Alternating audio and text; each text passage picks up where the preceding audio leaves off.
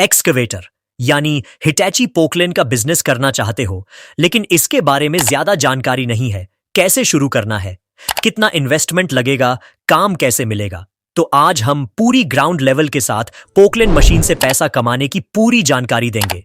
बस वीडियो को ध्यान से बिना स्किप किए देखते रहिए। तो चलो मुद्दे पर आते हैं।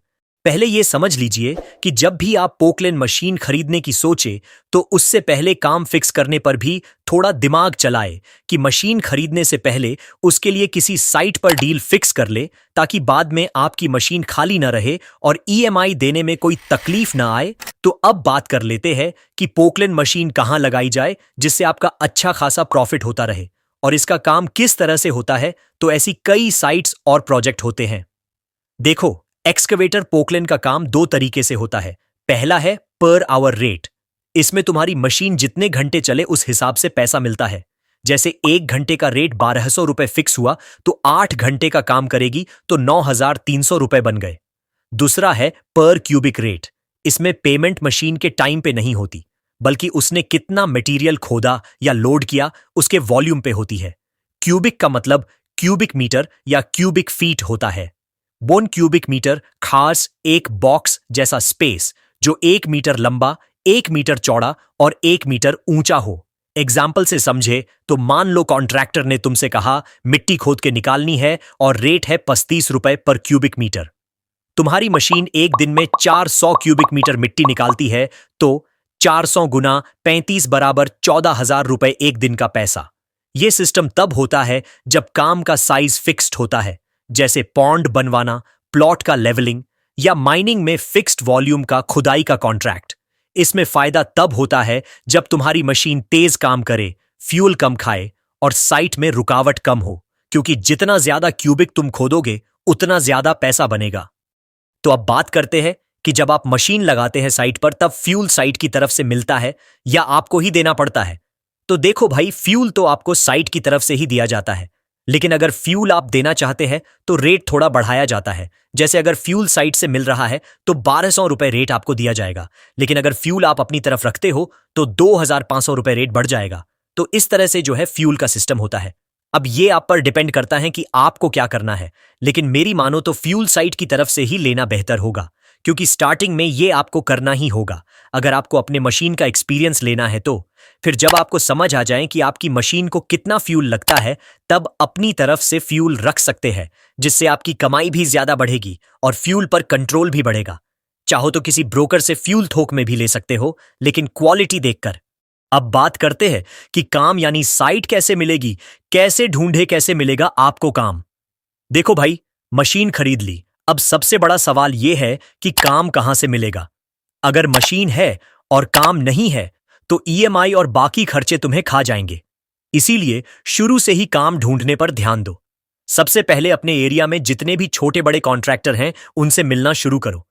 ऑनलाइन भी मिल जाते हैं, उनसे सीधा बोलो कि मेरे पास पोकलेन मशीन है, अगर आपके पास कोई साइट हो तो मैं काम करने के लिए तैयार हूं। शुरुआत में थोड़े कम रेट पर भी काम ले लो, बस मशीन साइट पर चलनी चाहिए ताकि मार्केट में तुम्हारा नाम बने। दूसरा तरीका है कि जो बड़ी बड़ी कंस्ट्रक्शन कंपनियां होती हैं, जैसे रोड बनाने वाली, बिल्डिंग बनाने वाली या माइनिंग करने वाली, उनके ऑफिस में जाओ।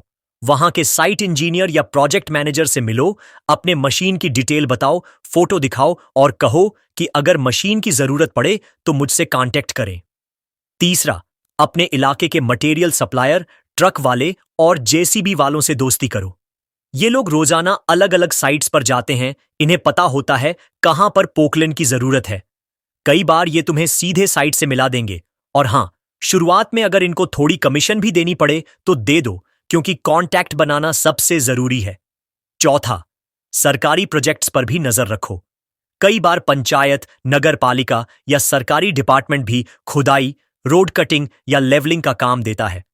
इसके टेंडर आते रहते हैं, वहां भी अप्लाई कर सकते हो, या टेंडर लेने वाले कॉन्ट्रैक्टर के साथ टाई अप कर सकते हो, मतलब उनसे जुड़ सकते हो।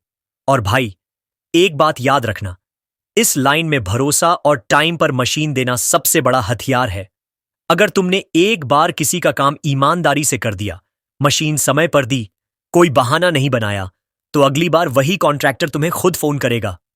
अब बात करते हैं मशीन लेते समय किस बात का ध्यान रखना है। देखो भाई, पोकलेन मशीन दो तरह से काम करती है। एक तो मिट्टी में खुदाई, लोडिंग, लेवलिंग वगैरह, और दूसरा है पत्थर तोड़ना। अब पत्थर तोड़ने का काम मशीन में सिर्फ बाल्टी से नहीं होता। इसके लिए एक अलग अटैचमेंट लगता है जिसे हाइड्रोलिक ब्रेकर या हैमर कहते हैं। यह ब्रेकर एक तरह से बड़े हथौड़े जैसा होता है जो मशीन के बूम के आगे बाल्टी की जगह लगाया जाता है, और यह हाइड्रोलिक पावर से पत्थर तोड़ता है।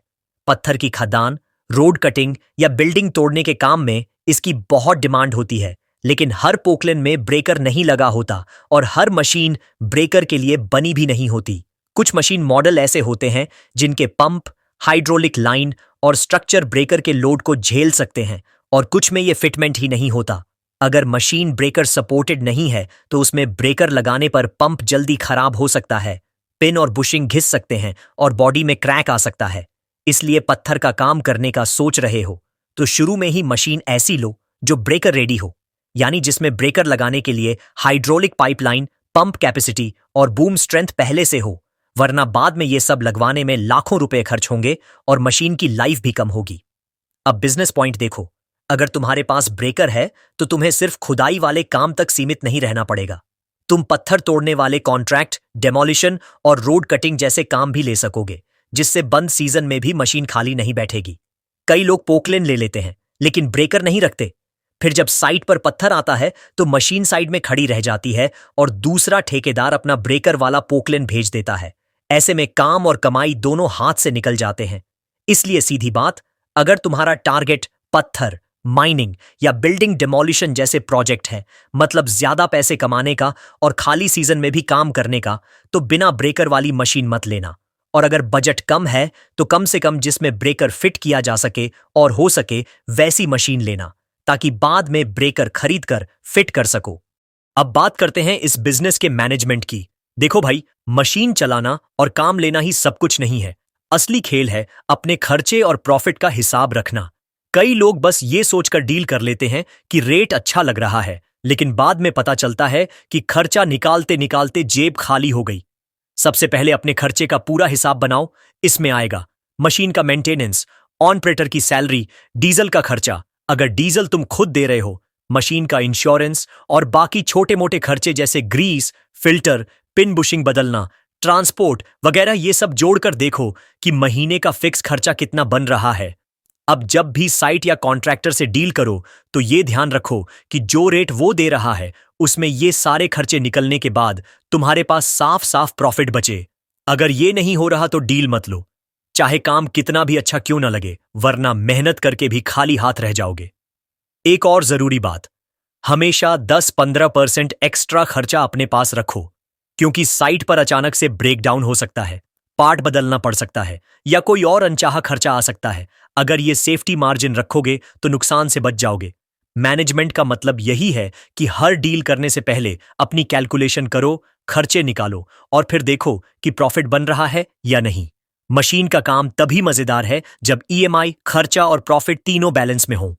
अब बात करते हैं ऑपरेटर की, क्योंकि पोकलेन बिजनेस में मशीन जितनी जरूरी है उतना ही अच्छा और अनुभवी ऑपरेटर होना भी जरूरी है।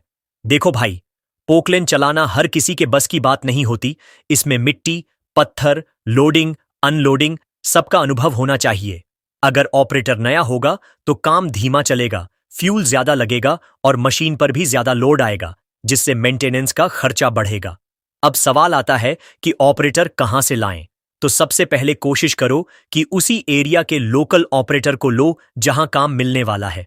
इससे ऑपरेटर को लोकेशन और कॉन्ट्रैक्टर दोनों का अच्छा अनुभव होता है और आपको भी भरोसेमंद इंसान मिल जाता है। अगर लोकल में अच्छा ऑपरेटर न मिले तो मशीन डीलर, कॉन्ट्रैक्टर या पहले से काम कर रहे पोकलेन मालिकों से पूछकर ट्राई करो, क्योंकि अच्छे ऑपरेटर का नाम सबके पास होता है। जहां तक पेमेंट की बात है तो आमतौर पर ऑपरेटर की सैलरी 18,000 से 25,000 रुपए महीना तक रहती है, लेकिन ये रेट मशीन के टाइप, लोकेशन और काम की डिमांड पर भी डिपेंड करता है। कुछ जगहों पर अगर काम ज्यादा टाइम तक चलता है तो ओवर टाइम के पैसे भी अलग से देने पड़ते हैं।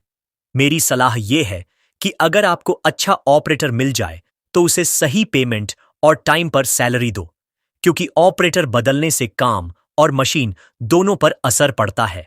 अब बात करते हैं पोकलेन मशीन के कमाई के बारे में। देखो भाई, पोकलेन मशीन की कमाई पूरी तरह इस बात पर निर्भर करती है कि मशीन महीने में कितने दिन और कितने घंटे चल रही है और आपका रेट क्या फिक्स हुआ है।